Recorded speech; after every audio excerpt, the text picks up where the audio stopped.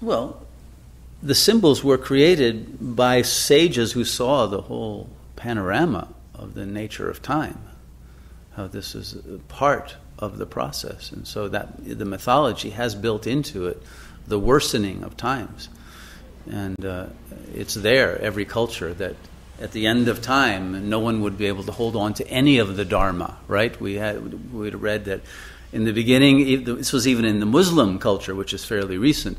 In the beginning, you would need to hold on to 90% of the law in order to be saved, and at the end only 10%. So there is this margin. But it's in every culture that a recognition of the law of entropy. That's really what it is, operating at a spiritual level.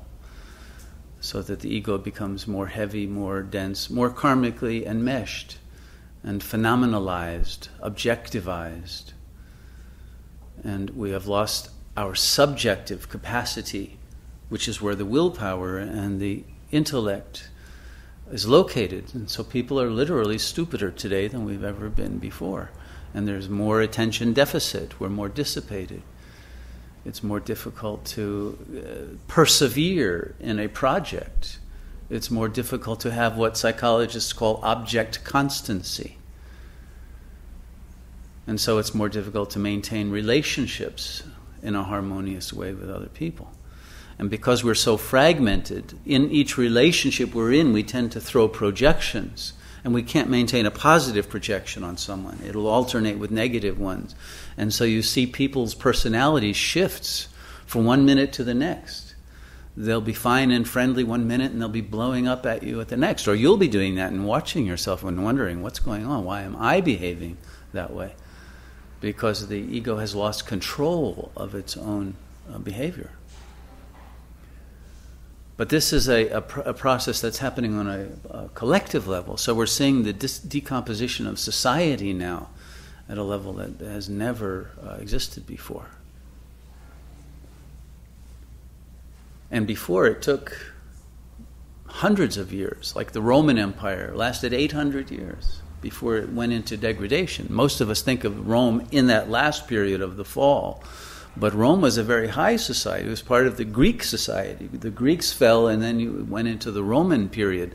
So the Romans were lower than the Greeks, but they were very high.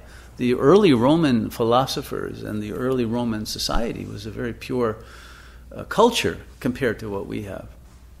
Now you look at the U.S., in only 200 years, how they've fallen from Thomas Jefferson and James Madison to Bush and Regan and all of the other modern leaders, and look how the system has become corrupt in a way that it wasn't at the start. Not that it was perfect, because it began way at the end of Kali Yuga, but the fall is more extreme.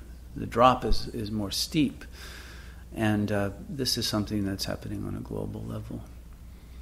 So now there are no psychological or spiritual resources left. The very religions have become delegitimized, and so people are leaving the religions.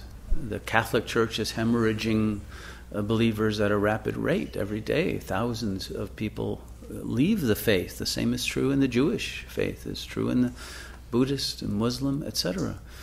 So once the legitimacy of even the ideal is lost, then there's nothing for people to hold on to. And we have a scientistic ideology of the world being purely materialistic, that there is no spirit. And so people feel very foolish.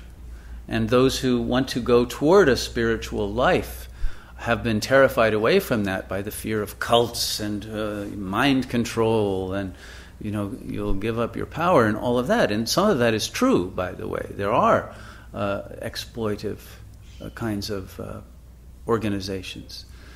But nonetheless, if we throw out the good with the bad, the baby with the bathwater, then we're left in a hopeless condition. And the only possibility of escaping this is by using whatever integrity we have left, whatever power we have, to dream, as someone said last night, a new world and our highest self, and manifest that self in the world and come together in the synergy of this highest possible desire, create a community that will resonate at the highest level of truth and of love and compassion and wisdom, and bring this back into manifestation. And we must do this. We can't wait for someone else somewhere else to do it.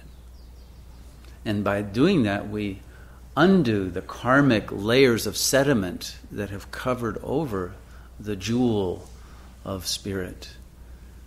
And the more generous good karma that we do, the more service of the world, the more giving on every level, then the more that radiance emerges into the conscious mind of the cosmic consciousness, and the ego becomes dissolved.